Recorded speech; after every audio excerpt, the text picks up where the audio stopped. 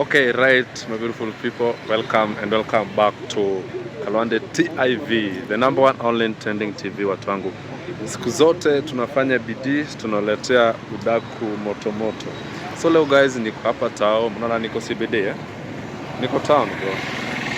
Wala venye Kisumu kuna kaa smart, so nimetembea hivi area, nipige story na one and only Mr. Kennedy. How are you, my guy? I'm fine. You look good, man. I'm fine. Ujaluo itatumaliza. Lakini I'm fine, I'm here. Lakini mguu siwezi onyesha. Mimi nimejipiga noma. Do tune in guys. Tupige story kidogo tuone venye kunaendelea. And the issue that I would want to talk about today is Raila meeting with Mudavadi. Fine. Sometimes it calls for national unity, for leaders to deliver their promises to the people. Raila, so far as you have been knowing him, Raila has been known as the man who leads opposition in this country ever since. But again, I want to applaud Raila for having been a very keen and a very wise opposition leader who knows when to play opposition and when to mix up with the government for the benefit of the voters in this country. I want to say that that is really a good agenda, because Raila is coming now as a unifying factor. Now that currently everybody understands that, I don't know whether they are rumors, but we are yet to confirm this, that the president and his deputy seem not to be in good terms. We would not want to see Raila also distancing himself from issues pertaining to governance of this country.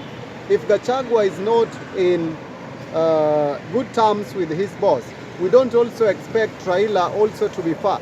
That means that they are going to leave the president alone, and president left alone would find it quite challenging and quite difficult to govern the nation. So if Raila is extending a hand and is extending a good relationship, is opening a good relationship with Mudavadi, then that, to me, it is a good move. We want them to unite for the benefit of the nation.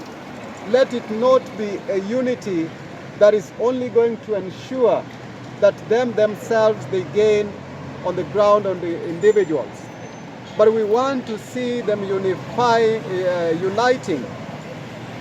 for the sake of the economy of this country, for the sake of peace of this country, for the sake of development of this country. If Raila has gone maybe to consult Mudavadi to advise him, they are advising one another on how to govern this country and to take this country forward, then I don't see any other. That is a clear indication that, again, in politics there is no permanency in enmity. And again, that is a clear show that there is no permanency in friendship. I always tell our people and our leaders that it's a high time, and even the voters, to understand that politics is not kind of taking one side. Politics operates in kind of dynamic structures and a dynamic concept. Politics today, it goes the other slope, sometimes it takes the other gradient, so politics keep on fluctuating. And therefore, this again goes to my brother Gachagua, who is the deputy president. He ought to have learned that if Raila is now being seen together with Mudavadi, then Gachagua ought to have learned deeply. He ought to have learned a great lesson that in politics it is not kind of practicing of enmity each and every now and again. Gachagua ought to have copied this. And I want to tell him to go back and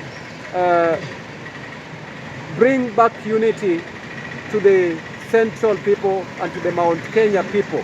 Raila might be seen kind of, he is trying to capture and unite Western region. Raila is consolidating Western, and that is a great move. If the Western region is going to be seen operating in unity, then there is a score. So that is all Just a that I can question say. before you could finish. Yes. Raila meeting Mudavadi, was it because he wants to unite the Western region leaders, or he might be joining the government? Fine.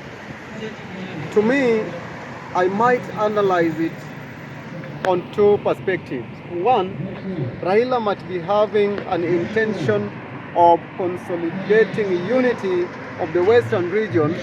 And again, because you understand that Raila comes from Western region. If Western region shakes, then kind of his powers comes down. But if Western region remains intact, then Raila gets mileage. Number two, if Raila is meeting Mudavadi and Mudavadi is in the government, we might also perceive that Raila is going and starting to penetrate into the government in a manner that only the few who are wise might understand. Mudavadi is in the government. Raila being seen with Mudavadi might be they want to kind of bring peace in this government and to ensure that things are brought back to order. So to me, to some extent, if Mudavadi is in the government and they are being seen with Raila, maybe you can count that step by step, Raila will soon land into the government. What is the problem there? If his joining into this regime is going to yield fruits for the borders of this country, then we are going to be grateful for that. If he's staying far away from the government, is kind of not going to benefit Kenya, we want unity for the benefit of this country. So me, I don't see any problem Raila meeting with Mudavadi.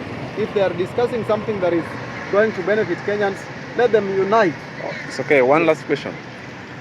Raila joining the government, could it lead to Gachagua's fall as the deputy president? Wonderful. That is a good question. Sometimes we happen to say that history repeats itself. Might be. For one, I might say that what comes around goes around.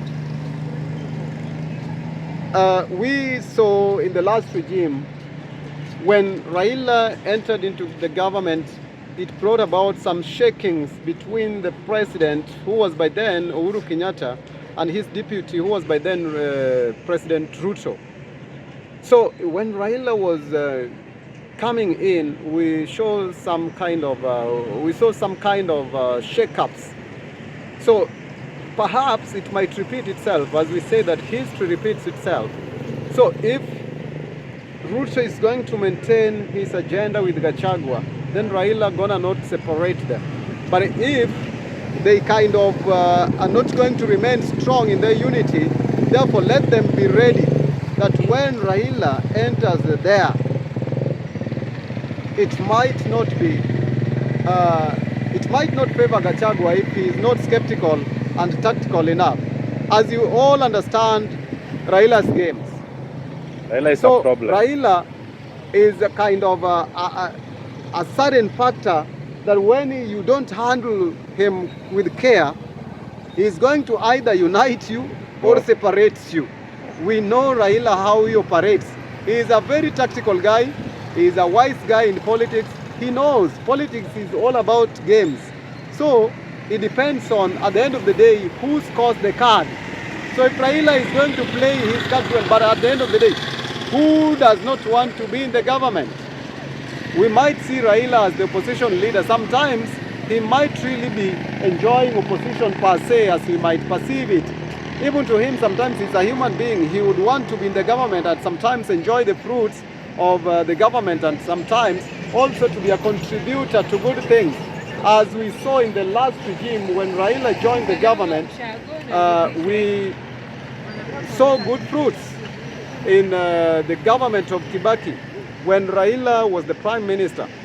We also saw it when Raila joined Uhuru and Ruto was kind of feeling displaced. We saw the benefits that it came with when Raila was now partnering closely with Uhuru Kenyatta. So politics is a matter of game. So it depends on how each and every person plays his or her games. So if Raila is going to play his games cool, let him score. It's a matter of playing and scoring. Yeah. Okay, thank you.